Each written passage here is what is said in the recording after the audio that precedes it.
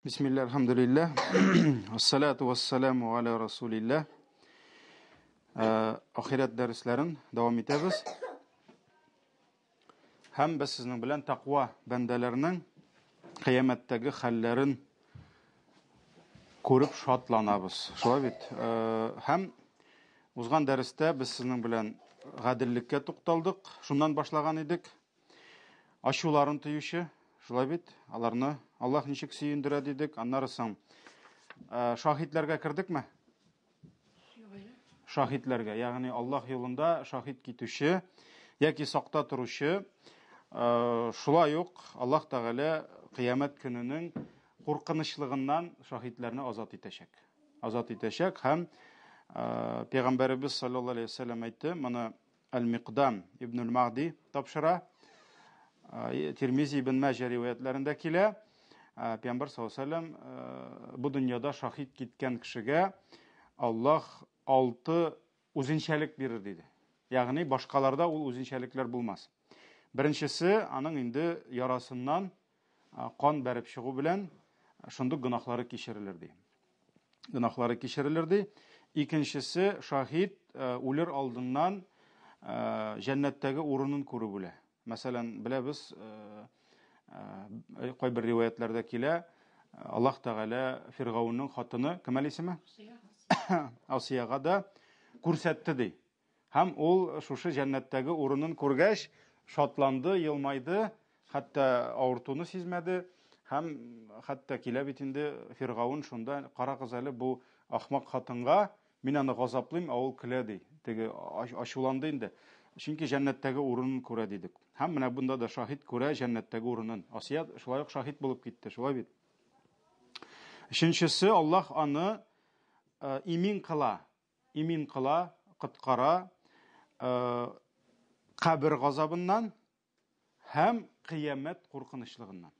Кабер газабыннан, димәк, кабер газабы булмый аңа, һәм кыямәтнең куркынычлыгын Аллаһ аннан ала. Һәм аңа Аллаһның әмере белән таҗ кидертәчәкләр, таҗ, корона инде, бөеклек таҗы, һәм ул таҗдагы бер ташты, Пәйгамбәр саллаллаһу алейһи ва сәллям, ул бөтен асыл ташы, бөтен дөнья һәм дөньяда булган бөтен нәрсәдән затларак диде. Бер генә ташы. Шушы дөньяда, бөтен дөньядан кыйммәтлерәк диде. Шулай ук инде узган дәрестәге темага кайтабыз. Хур кызлары, аңа 70 хур кызы, 72 хур кызы бүләк ителер дип килә.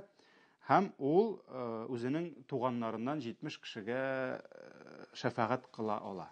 Шәфәгать кылала дигән сүз инде аларны яклап Аллаһ каршында сүз әйтә алачак. Бу Имам Тирмизи, Ибн Маҗа риваятләрендә килә. Шуңа күрә бу инде Аллаһ юлында шаһид китүчеләргә турында сүз бара.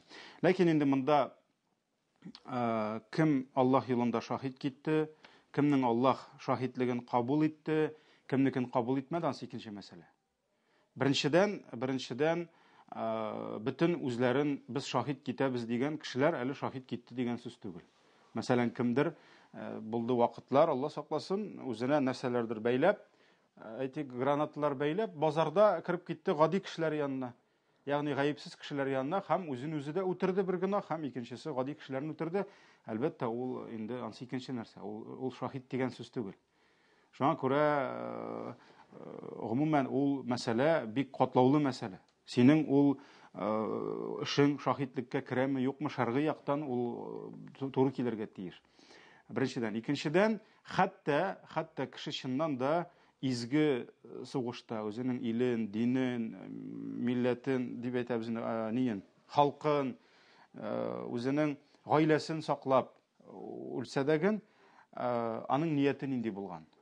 Хәтта ансы дагын искә алыначак. Шуңа күрә кешене без дуга кылабыз, шаһидләрдән бул китсәләр дип. Мәсәлән, хәтта әйтик, фашизмга каршы чыккан күпме мөселман бабайлары булды, шулай бит инде күпме мөселман әбиләре, мөселман әтиләре, ниләре китте. Без дә аларны нәрсә дибез? Шаһидләрдән кылса иде дибез. Аллаһ Тәгалә кабул итсә иде, шаһидләрдән кылса иде дибез, чөнки бу Аллаһның гыйлеменә керә. Монда без бер кемне дә, бу шаһид, бу җәннәттә дип әйтә алмыйбыз. Әмма ләкин шаһидкә шундый мөмкинлекләр бирелә.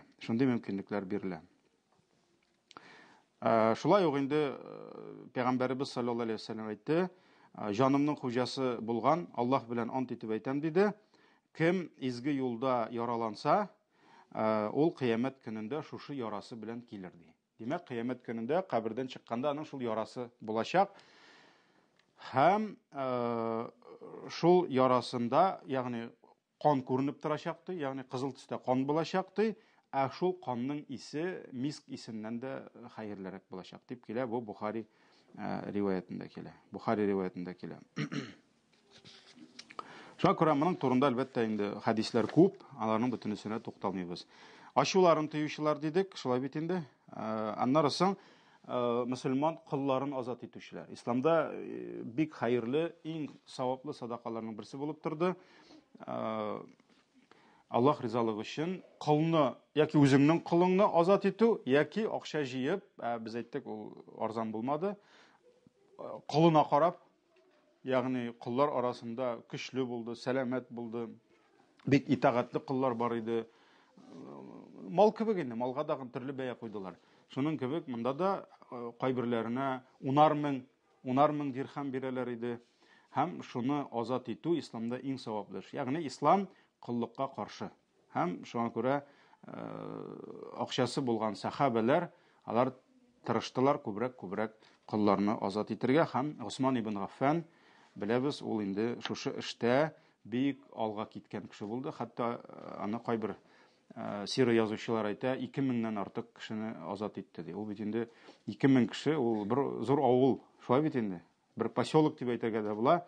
Уйлап карагыз, бер поселокның хәзерге язмышын хәл иткән, кыллыктан чыгарган, азат иткән шушы бер кеше, Аллаһның рәхмәтендә булсын, Аллаһ аннан разый булсын. Һәм хәдисләр китердеген, шулай бит ул хакта. Шулай ук тагын менә бу хакта бер генә хәдис өстисем килә. Мин ансын нишәптер күз уңыннан җибәргәнмен. Пәйгамбәрбез саллаллаһу алейхи ва саллямның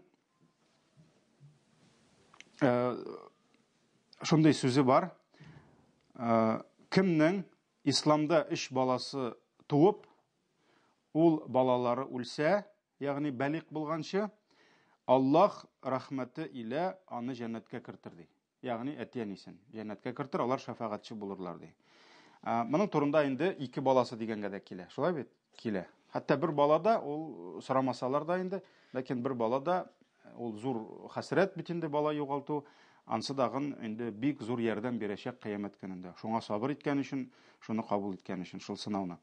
Пәйгамбәр саллаллаһу дәвам итә, кемдей Аллаһ юлында булып, шәше агарды ди, ягъни бер генә ел түгел инде, озак еллар, шулай бит. Аллаһайды Аллаһ юлында шәшләре агарды ди. Аның шушы ак шәшләре кыямәттә нур булыр ди. Һәр шәше аның өчен нур булыр ди. Менә монда дагы инде шушы килә кыямәтнең хәлләре турында. Шулай ук Пәйгамбәр саллаллаһу алейхи ва саллям әйтә, кемдә Аллаһ юлында бер укны җибәрде ди, дошманга төзәп ди, аңа ди кыл азат иткән әҗр савап язылыр ди. Монда инде шулай ук җихад мәсьәләсе, ул анда 3 кеше җыелды да, без җихад игълан итәбез дип чыгып киттеләр сугышырга, һәм ул җихад дигән сүз түгел. Аның бар кагыйдәләре, аның бар үзенең шартлары, шуңа күрә монда да без дөрес аңларга тиеш бу әйберне.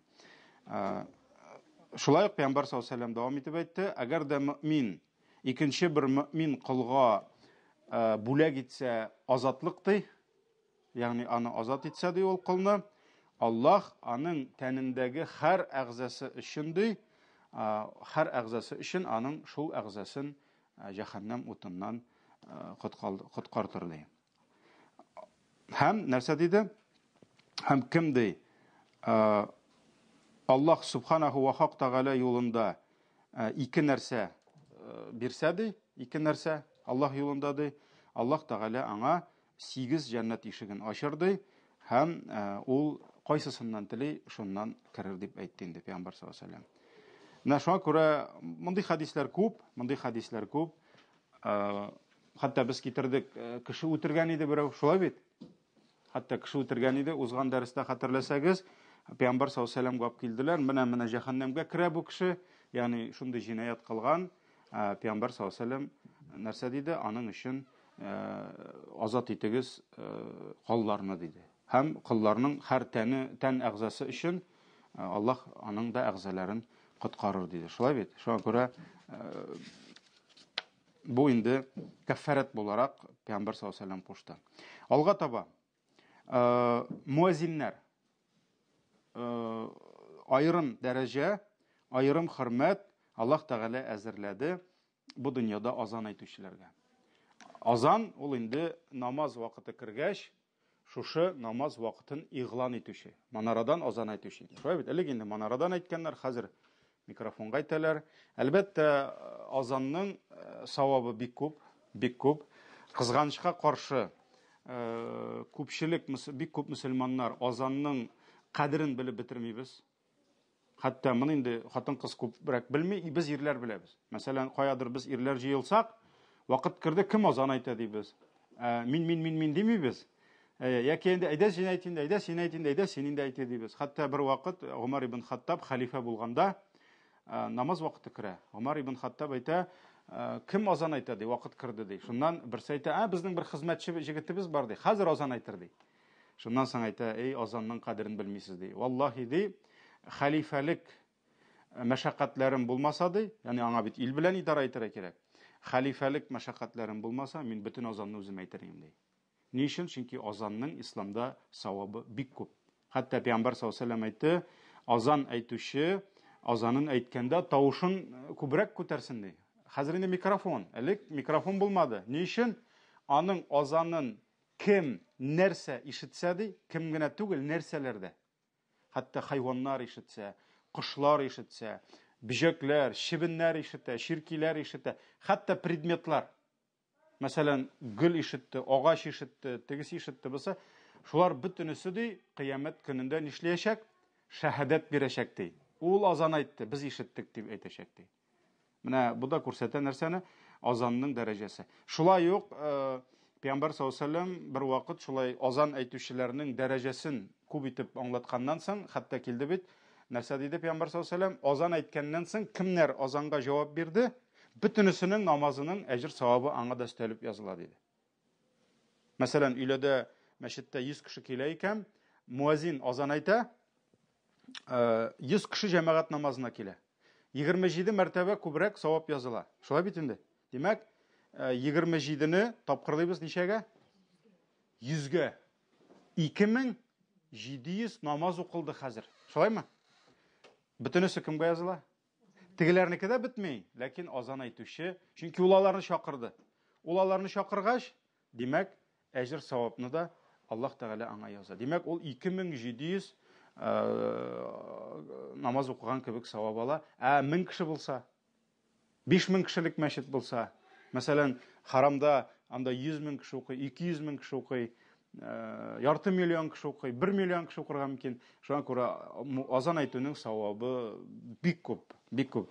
Һәм хәтта бер вакыт Пәйгамбәр саллаллаһу алейһи ва сәллямга килделәр, я Расулуллаһ, муазиннар бөтен савапны алып бетерә бит диделәр. Чөнки азанны ничә генә кеше әйтәләр? Бер генә кеше. Хор белән азан әйтеп булмый. Шуңа күрә Пәйгамбәр саллаллаһу алейһи ва сәллям нәрсә диде? Муазин артыннан кабатлагыз, аңа булган савап сезгә дә булыр диде. Шуңа күрә сөннәт булып тора, муазин Аллаһу акбар дип әйткән икән, без иштән генә Аллаһу акбар дип әйтәбез. Фақат хайя галас салах дигәндә генә ла хаула ва ла куввата илля билlah. Һәм хайя галал фалах дигәндә ла хаула ва ла куввата илля билlah әҗр савабын алабыз. Һәм менә шул савапларның тагын берсе Пәйгамбәр саллаллаһу алейһи ва сәллям Муавия ибн Аби Суфьян тапшыра радиллаһу анһума, мин ди Аллаһның илчесенең шундый сүзләрен ишеттем ди, кыямәт көнендә муазиннәрнең иң озын муенлылар булырлар ди. Аларның муеннары иң озын булыр ди. Димәк, алар инде бөтен әйтик төркем арасыннан аерылып торачаклар. Бөтен кеше, бу муазин булган икән. Бу муазин булган икән дип. Һәм бу инде аларның нәрсә дәрәҗәләрен күрсәтәчәк. Бу Сахих Муслимда килә. Кемдер инде хәзер тиз генә күз аллагандыр, гәүдәсе кичкенә, муены шундый озын, теге гарип кебек инде, ни кебек, әлбәттә алай түгел. Ул дәрәҗә булган икән, димәк ул ямсыз булмаячак. ул аның матурлыгын күрсәтәчәк. Ул матур булачак. Ул озын күренеп торачак бөтен җирдән һәм бөтенесе нәрсә? Менә бу муазин булган, бу кешеләрне намазга чакырган дип әйтәчәкләр инде. Әйтәчәкләр. Хәтта шундый бер вакыт сорау туды, мәсәлән, шушы муазиннар турында. Мәсәлән, кеше азан әйткән, аңа бер устаздан сорадык инде. Кеше азан әйтә, димәк, ул азан әйткәннең савабын ала, аның муены озын була. Шулай бит инде. Ләкин тәкәббер булган. Без әйттек, тәкәббер кеше нинди була? Алар кырмыска кебек була диде. Кешеләр аны таптап йөрәчәк. Шуннан устаз әйткән иде, исендә калган шул. Ул кырмыска кадәр була, ну муены озын булачак дигән иде. Шуңа күрә Аллаһу а'лам инде. Чөнки тәкәбберлек өчен бит инде хурлык ала, азан әйткән өчен дәрәҗә ала. Шуңа күрә, әлхәмдүлилләh, азан әйтүнең дәрәҗәсе бик зур, бик зур. Хәтта менә монда килә риваят Абу Саид аль-Худри Абдуррахман ибн Саъсага дигән кешегә әйтте, ул инде үзе көтә иде. Мин күрәм ди, син ди үзеңнең көтүлегеңне яратасың, сарыкларыңны яратасың ди. Һәм син ди шушылай үзеңнең сарыкларың көтүең янында булганда ди, шулай бәдәвиләр җыелганда көтүчеләр ди, син ди азан әйтсәң ди, тавышыңны күбрәк күтәр ди. Чөнки синең тавышыңны ишеткән һәр кеше, һәр җен, әле без белмәгән затлар бар бит. Шулай бит инде, әле бит без күпмедер күрәбез, без бит әле күрмәгән дөньялар бар. Һәр кеше, һәр җен һәм кем генә нәрсә генә ишетсә дә ди, хәтта сарыклар, бөтенесе аның файдасына кыямәт көнендә шәһадәт китерәчәкләр дип әйтте инде. Шуңа күрә азан кая кадәр күбрәк ишетелсә, шуның кадәр кешегә файдасы күбрәк була иншалла. Бу муазиннар турында булды. Алга таба. Исламда шәше агарган кеше. Исламда шәше агарган кеше. Монда инде сүз бара, димәк, ул күп еллар исламда булган. Менә карагыз, ислам, субханалла, кешегә ничек кешене күтәрә. Без алдагы хадисләрдә әйткән идек, исламда үскән яшьләр дип. Шулаймы? Ягъни кичкенәдән исламда булган, үзенең иң әйтик яшь, көчле, дәртле вакытларында ул бызыклыктан имин булган, ул Аллаһ юлында гыйбадәтен кылган, зинадан, фахишлектән тыелган, аның дәрәҗәсе турында әйттек. Хәзер сөйләшәбез шал чәчләр дәрәҗәсе. Ягъни бу күп еллар исламда булып, әлхәмдүлилләh, күп еллар гыйбадәтен кылган, Коръәнен укыган, зикрен, тәсбихен әйткән, Аллаһның кулы булган, менә шушы һәрбер намазда булганда, иманда булганда, синең һәр бер агарган чәчең нишли, ул сиңа дәрәҗә бирә. Дәрәҗә бирә. Чөнки ул синең исламда, мөселман хәлеңдә агарган. Һәм менә монда инде күп кенә сахих хадислар килә. Шулардан берничәсен генә китерәм. Кәб ибн Мурра тапшыра, Пәйгамбәр радиллаһу анһу, Пәйгамбәр саллаллаһу алейһи ва сәллям әйткән, кемди мөселман була торып, чәче кемнең мөселман хәлендә чәче агарса ди, аның бу ак чәче ди кыямәт көнендә нур булып киләчәк ди. Бу Имам Ан-Насаи Тирмизи риваятында. Әлбәттә Пәйгамбәр саллаллаһу алейһи ва сәллям мөселман булып диде, чөнки кемдер инде исламга кадәр агарган булырга мөмкин. Җаһилияттә, бызыклыкта агарган булырга мөмкин. Ул бит бызыклык тоже чәчне агарда кай вакыт, шулай бит. Шуңа күрә исламда диде. Шулай Амр ибн Абаса радиллаһу анһу тапшыра, Пәйгамбәр саллаллаһу алейһи ва сәллям әйтте, кемнең ди Аллаһ юлында чәче агарса ди, аның агарган чәче ди кыямәттә нур булып киләчәк ди. Бу Имам Ахмад, Тирмизи, Ан-Насаи, Ибн Хиббан риваятларында килә. Сахих хадис. Тегесе дә сахих иде. Шулай ук Абдулла ибн Амр радиллаһу анһума тапшыра, Пәйгамбәр саллаллаһу алейһи ва сәллям әйтте, ак чәч мөэминнең нуры диде. Ак чәч мөэминнең нуры диде. Әгәр дә кеше мөселман була торып, аның чәче агарса, һәр агарган чәче өчен, карагыз, башы өчен түгел, һәр агарган чәче өчен бер савап язылыр ди, һәм аның бер баскыч дәрәҗәсе артыр ди. Димәк, һәр шәшне Пәйгамбер саллаллаху алейхи ва саллям нишләргә кушты? Кадерен белергә. Чөнки ул кем юлында агарган? Аллаһ юлында агарган. Бу имам Байхақи риваятында килә. Шул ук мәгънәдә хадис Абу Хурайра радиллаһу анһу әйтә, Пәйгамбер саллаллаху алейхи ва саллям әйтте ди, ак шәшләрегезне йолкымагыз. Йолкымагыз ди. Менә бигрәк тә хатын-кызда бар инде андый гадәт. Ул бит инде гел 18-дә буласы килә, 60 тулса да, шулаймы? Шуңа күрә хатын-кызлар ешрак, алар ак шәчләрен йолкыйлар. Ирләргә инде ул әллә ни игътибар итмиләр. Шуңа күрә нәрсә? Пәйгамбер саллаллаһу алейхи ва саллям әйтте: ак шәчләрне йолкымагыз, чөнки ул шәчләр кыямәттә нур булып киләчәк ди. Кем ислам динендә шәшен агартса, һәр агарган шәше өчен аңа бер изгелек язылыр ди, бер савап, һәм аның дәрәҗәсе бер баскычка күтәрелер ди. Шуңа күрә 100 ак шәшең була икән, 100 савап, 100 дәрәҗә. Әгәр дә инде 1000 ак шәшең булса, 1000 савап, 1000 дәрәҗә. Әгәр йолкысаң, ул кими. Шуңа күрә Пәйгамбер саллаллаһу алейхи ва саллям йолкымагыз диде. Фадала ибн Убайд радиллаһу анһу тапшыра, шулай Пәйгамбер саллаллаһу алейхи ва саллям әйтте: ак шәш мөминнең йөзендәге нуры ди. Мөминнең йөзендәге нуры ди. Әгәр дә кемдер теләсә ди, шушы нурын йолкысын ди. Теләсә нурын йолкысын ди. Ягъни, димәк, ак шәшне йолкып, нишли? Ул һәр шәш сайын нурын йолкый. Бу нур кыямәт көнендә аның йөзендә булачак. Шуңа күрә телисез икән ди, шушы нурларыгызны йолкыгыз ди. Телисез икән, нурларыгызны йолкыгыз ди. Менә бу да күрсәтә нәрсәне? Исламда, субханаллах, гыйбадәттә, Аллаһ юлында хезмәт итүдә, Аллаһ юлында сабыр итүдә, аның инде шәше агара икән, әлхәмдүлилләh, шушы һәр агарган шәш аңа әҗр савап булып язылачак, аның дәрәҗәсен арттырачак, һәм һәр берсе аның йөзендә нур булып киләчәк инде. Кыямәттә ул аның белән шатланачак, куаначак. Алга таба. Тәһарәт алучыларның дәрәҗәсе.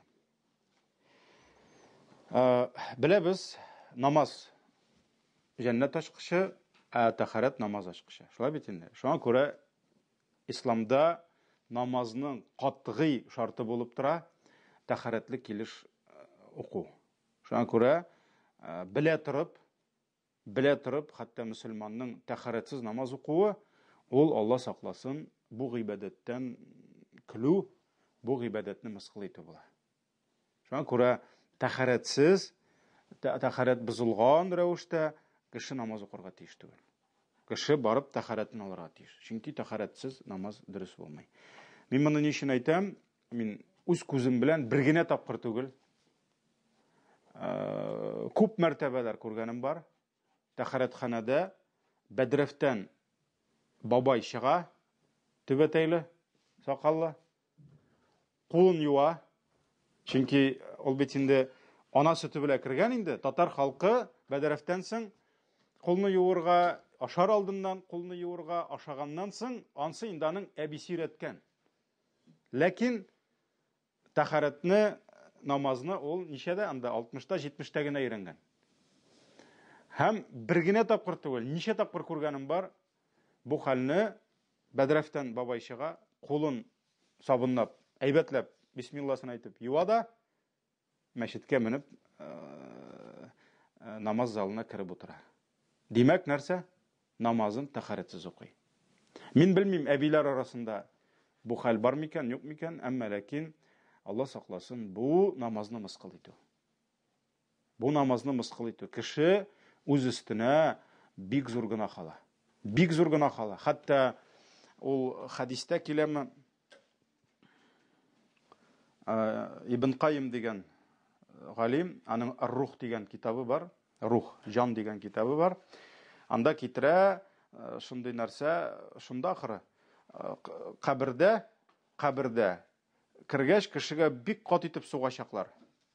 Бик кат итеп сугачаклар, һәм ул шушы кат итеп сукканнан күпмедер вакыттан соң аңына килеп, ул әйтәчәк нәрсә дип, мин үз тормышымда шул кадәр нинди гөнаһ эшләдем, сез мине шул кадәр суктыгыз дип әйтәчәк. Һәм анда инде ялгышмасам, ул ике фәрештәләр ике сәбәп әйтәләр.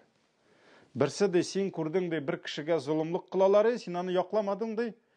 Икенчесе, үз гомереңдә белә торып бер намазыңны тәһарәтсез укыдың ди. Шуңа күрә намазны тәһарәтсез уку бу гыйбадәтне тәнкилү. Бу гыйбадәтне мыскыл итү. Шуңа күрә тәһарәтсез намаз укырга ярамый. Алла сакласын, кеше савап алам дип гөнаһ җыя үз өстенә. Шуңа күрә намазны кеше тәһарәт белән укырга тиеш.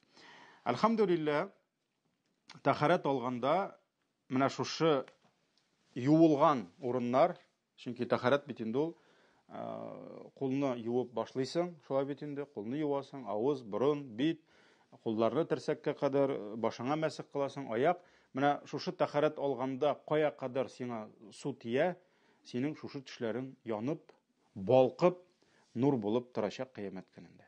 Һәм шуңа күрә Абу Хурайра радиллаһу анһу тапшыра, Пәйгамбәр саллаллаһу алейһи ва сәллям әйткән, дөрестлектә кыямәт көнендә минем өммәтем ди, гурран мухаджалин дип әйтелә инде ул.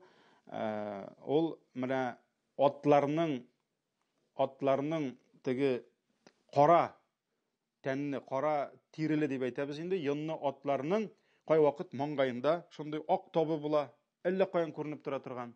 Кай вакыт аякларында шундый ак ниләре була, сырлары дип әйтәбез инде. Ул әллә каян күренеп тора. Менә шуның кебек Пәйгамбәр саллаллаһу алейһи ва сәллям әйтә, минем өммәтем ди аерылып торачак ди. Шушы тәһарәт алу сәбәпле менә шундый балкып торачак ди аларның тәһарәттә юган җирләре. Тәһарәттә юган җирләре. Һәм бу чыннан да зиннәт булачак. Бу аны матурлап торачак. Менә кап-кара атның маңгаенда шундый йолдыз кебек ак тап була икән, ул инде аны ничек матурлап торса, бу кешеләрне зиннәтләп торачак. Һәм шул ук Абу Хурайра радиллаһу анһу тапшыра, Пәйгамбәр саллаллаһу алейһи ва сәллям әйткән, кешеләрнең ди, мөэминнәрнең шушы зиннәтләре ди, зиннәт, украшение, матурлык, шулай бит инде, зиннәтләре ди, тәһарәт алганда су кая кадәр җитсә ди, шунда кадәр булыр ди. Мәсәлән, суны бит инде тәһарәт терсәккә кадәр алабыз, хәтта Пәйгамбәрбез әзгенә чыгарыгыз диде. Шулай бит инде. Күбрәк кирегез диде. Менә кая кадәр су җиткән булса, аларның зиннәтләре шунда кадәр булачак ди. Димәк, янып, балкып торачак инде, йолдыз кебек. Һәм бу Пәйгамбәр саллаллаһу алейһи ва сәллям нәрсә ди? Безнең өммәтебезне башка өммәтләрдән аерып торачак. Безнең өммәтне шулай табып булачак. Һәм Пәйгамбәрбез саллаллаһу алейһи ва сәллям килгәч, ул шуннан табачак үзенең өммәтен. Чөнки бит инде анда күз алдына китереп булмый күпме кеше. Адәмнән башлап соңгы җир өстендә яшәгән кешегә кадәр бүген 7 миллиардтан артык. Адәмнән башлап бүгенге көнгә кадәр аны күз алдына булмый. Шулай бит. Шуңа күрә Пәйгамбәр саллаллаһу алейһи ва сәллям инде табачак үзенең өммәтен, сахабаларын гына түгел, үзенең өммәтен шушы балкып торган әгъзаларына. Һәм Абу Хурайра радиллаһу анһу тапшыра. Пәйгамбәрбез саллаллаһу алейһи ва сәллям бер вакыт зиратка килгәч әйтте, сәлам булсын сезгә диде, шушы каберләрдә яшәүче мөэминнәр диде. Без диде, Аллаһ теләсә, сезгә кушылырбыз диде. Ягъни ул ни инде? Пәйгамбәр саллаллаһу алейһи ва сәллямның каберстанга кергәч укый торган дугасы. Һәм без сезнең белән кушылырбыз ди, без дә сезгә килербез ди, Аллаһ теләсә ди. Һәм Пәйгамбәр саллаллаһу алейһи ва сәллям әйтә, мин ди үземнең кардәшләремне күрер идем ди. Хәтта килә ул кайбер хадисләрдә, мин үземнең кардәшләремне сагынам ди. Шуннан соң моның кырындагы сахабалар, аларның инде Пәйгамбәр саллаллаһу алейһи ва сәллям, мин аларны күрергә телим, мин аларны сагынам дигәч, аларның тизрәк шушы кеше буласы килде инде. Пәйгамбәрбез әйткән. Һәм алар әйттеләр, я Расулаллаһ, без синең түгелме инде туганнарың ди, кардәшләрең ди. Без түгелме ди синең кардәшләрең ди? Нигә син кемне сагынасың син ди? Безне түгелме ни ди? Кемне күрәсең килә синең? Без бит инде синең кардәшләрең ди. Шуннан соң Пәйгамбәр саллаллаһу алейһи ва сәллям әйтә, юк ди, сез минем сахабаларым ди. Сез минем сахабаларым ди. Ә минем кардәшләрем ди, әле бу дөньяга килмәделәр ди. Димәк, кемнәр турында сүз бара? Пәйгамбәребезнең киткәннән соң бу дөньяга киләсе мөселманнар турында сүз бара. Шулай бит, әйе. Шуннан соң сорадылар: "Я Расулаллах, ә бу дөньяга киләчәк кардәшләреңне син каян танырсың?" ди. Кыямәттә. Чөнки ярый, Абу Хурайраны белде Пәйгамбәр саллаллаһу алейһи ва сәллям, Абу Бәкрне башканы белде, таныр. Ә каян танырсың ди? Син үзеңнең өммәтеңне ди, каян танырсың ди? Шуннан соң Пәйгамбәр саллаллаһу алейһи ва сәллям әйтә: "Әйтегез әле миңа ди. Әгәр дә кешенең ди атлары булса ди, һәм ул атларның ди маңгайларында йолдыз кебек нәрсә топлары булса, һәм билгеләре булса ди, һәм аякларында шундый билгеләре булса ди, ул аларны танымасмыни ди. Ягъни башка атлар арасыннан ди. Шуннан соң инде сахабалар әйттеләр: "Әлбәттә, я Расулаллах, ул таныячак ди. Әлбәттә таныячак ди." Шуннан соң инде Пәйгамбәр саллаллаһу алейһи ва сәллям әйтте: "Дөрестлектә тәһарәт алу сәбәпле ди, минем өммәтем тәһарәт алу сәбәпле ди. Алар килерләр ди кыямәт көнне, менә шулай балкып ди, аерылып торырлар ди. Һәм алар сулык янына, хауз дип әйтелә инде, Пәйгамбәребезнең күле. Чөнки кешеләр менә шушы бөтен сынауларны үтеп бетергәннән соң, кыямәтнең бөтен чыктык, киемнәр кидек, хисап булды, ни булды. Менә шуннан соң кешеләр җыелачак Сиратка таба китә, Сират күперенә, һәм менә шунда алар җыелачаклар күл буена. Ул күлнең башы чыга җәннәттән. Бу Пәйгамбәребезнең күле. Һәм алар ди менә шушы күл янына җыелышып торырлар ди. Җыелышып торырлар ди, һәм мин аларны танырмын ди. Менә ничек кеше үзенең атын таныган кебек, маңгаендагы ак табы белән, аякларындагы шушы сырлары белән ак, мин ди аларны танырмын ди. Бу Сахих Муслимда килә. Сахих Муслимда килә. Тагын бер хадис, моны Абу Дарда радиллаһу анһу тапшыра. Пәйгамбәр саллаллаһу алейһи ва сәллям әйтте: "Кыямәт көнендә ди иң беренче миңа рөхсәт ителер сәҗдә кылырга ди. Һәм иң беренче миңа рөхсәт ителер башымны сәҗдәдән күтәрергә ди." Чөнки Пәйгамбәр саллаллаһу алейһи ва сәллям сәҗдәгә төшкәч, Аллаһ нәрсә ди? "Я Мухаммад ирфаг рәсәкә" дип килә. Ул хадисны әле укыячакбыз иншаллаһ. Ягъни, "Я Мухаммад, күтәр башыңны, сораганың бирелер" ди. Кемне телисең якла, синең шафагатың кабул булыр дип әйтелә. Шулай бит? Шуңа күрә иң беренче миңа рөхсәт ителер башымны күтәрергә ди. Һәм мин ди башымны күтәргәннән соң карармын алга таба ди, һәм үземнең өммәтемне ди башка халыклар арасыннан танып алырмын ди. Танып алырмын ди.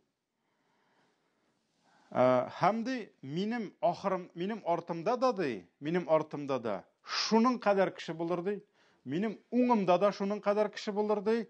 Минем сулымда да, сул ягымда да шуның кадәр кеше булыр ди. Ягъни күп булачак инде кешеләр. Шуннан соң бер кеше сорады: "Я Расулаллах, анда бит өммәтләр күп булачак ди. Нухтан алып сиңа кадәр ди. Синең өммәтеңә кадәр ди. Син аларны ничек танырсың соң ди? Ничек танырсың аларны ди?" Шуннан соң Пәйгамбәр саллаллаһу алейһи ва сәллям әйтә: "Аларның ди тәһарәт алганнан ди, менә шушы нур кебек балкып торган топлары булыр ди. Топ дигән билгеләре булыр ди. Һәм ул бүтән бер кемдә дә булмас ди. Минем өммәтемдә генә булыр ди, бүтән бер кемдә дә булмас ди. Һәм мин аларны ди танырмын шуннан ди, аларга гамәл дәфтәрен уң яктан бирерләр ди. Уң яктан бирерләр ди. Һәм мин аларны танырмын ди, шуннан ди аларның алларыннан ди, аларның ниләре, нәсәпләре, ягъни ата-бабалары барыр ди. Ата-бабалары барыр ди. Бу Имам Ахмад риваятында килә. Менә шуңа күрә Пәйгамбәрбез саллаллаһу алейһи ва сәллям үзенең өммәтен менә шушы тәһарәт алганнан нурланып калган шушы әгъзаларыннан таныячак инде. Һәм алар сулык сулык дип әйтәбез инде. Пәйгамбәребезнең күле, шушы водоем дип әйтәбез. Алар шунда тезелешеп көтеп торырлар ди. Ну, сулык турында әле безнең тема айрым, иншалла булырга тиеш. Айрым булырга тиеш. Без аңа әле кайтачакбыз. Әле безнең чөнки хисап башланмаган. Алга таба без инде иншалла башлыйбыз теманы. Шафагат темасы. Шафагат темасын башлыйбыз. Бу шулай ук зур тема, чөнки бар зур шафагат, бар кичкенә шафагат. Иншалла мин аны җиңеләйтебрәк һәм кыскартыбрак бирергә тырышырмын. Ләкин берничә дәресне алыр ул дип уйлыйм инде мин барыбер. Ләкин инде шафагат темасы ул бик кирәк. Бик кирәк, чөнки кыямәт көнендә кешеләрнең ахыр чиктә хәлләре шул кадәр авырыячак, шул кадәр кешеләргә бу көнне авыр булачак, чөнки без әйттек, бу мондый авырлык кеше гомергә дә бер кайчанда мондый авырлыкны татыганы булмады кешенең. Монда морально да, физически да, кояш та монда, җәһәннәм дә монда гөрлей, монда фәрештәләр, пәйгамбәрләр калтыранып утыра, монда бөтен яктан яума яҗгалул вилдан шибади. Аллаһ Тәгалә Коръәндә әйтә бит, сабый баланың чәче агарыр ди. Хәтта аның гынахасы юк шулай бит инде. Шуңа күрә шул кадәр авыр булачак, алар инде изли башлаячаклар. Менә кешегә авыр булганда ул изли нәрсә? Берәр яклаучысын. Шулай бит инде. Мәсәлән, сабый бала әни дип әнисенә йөгергән кебек, әтисе янына чапкан кебек, мәсәлән, эт күрсә, башкасын күрсә, кеше инде излиячак кая барып сыенырга. Кайсы пәйгамбәргә барырга, кем янына килергә, һәм алар өметләнәчәк берәрсе минем өчен, безнең өчен Аллаһ каршында сүз әйтмәс микән дип. Берәрсе Аллаһ каршында сүз әйтмәс микән дип, һәм соңыннан Аллаһ кемнеңдер сүзен кабул итеп, миңа җиңеллек бирмәс микән дип. Менә шулай итеп кешеләр изли башлаячаклар. Кемгә барырга? Алар кемдер әйтәчәк, барыгыз Адәмгә, чөнки Адәм кем ул? Безнең бөтенебезнең әтиебез. Шулай бит инде. Бөтенесе чаба Адәмгә, әмма ләкин Адәмдә дә алар кайгысы булмаячак. Адәм әйтәчәк, барыгыз миннән башка берәрсенә. Менә шулай итеп алар чабалар, аннарысын Нухка чабып карыйлар, аннарысын шулук Муса галейхиссәламгә килеп карыйлар, шулук Ибраһимгә килеп карыйлар, шулук Айса галейхиссәламгә килеп йөреп, соңыннан нәрсә? Алар инде сөйкле пәйгамбәребез янына киләчәкләр. Һәм инде иң зур шафагат кыямәттә. Ул инде безнең сөйкле пәйгамбәребездә булачак. Бүтән бер пәйгамбәрдә дә булмый. Шуңа күрә Аллаһ Тәгаләнең илчесе, безнең пәйгамбәребез генә, ул үзенә бирелгән зур форсатны, зур мөмкинлекне калдырды кыямәт көненә. Нинди мөмкинлек ул? Аллаһ Тәгалә һәр пәйгамбәренә үз гомерендә бер дуга кылырга мөмкинлек бирде, ул дуга һичшиксез кабул була. Һәм безнең пәйгамбәребездән башка һәр пәйгамбәр ул дугасын бу дөньяда кылды.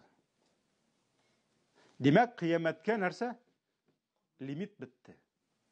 Кыямәт көнендә ул дугалары юк аларның. Адәмнеке дә юк, Нухныкы да юк, Мусаныкы да юк, Ибраһимныкы да юк, Гайсаныкы да юк.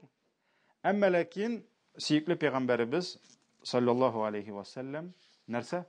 Ул дугасын дөньяда файдаланмады, кулланмады. Димәк, аның дугасы әле һаман бар, шулаймы? Һәм ул аны кыямәт көнендә файдаланачак.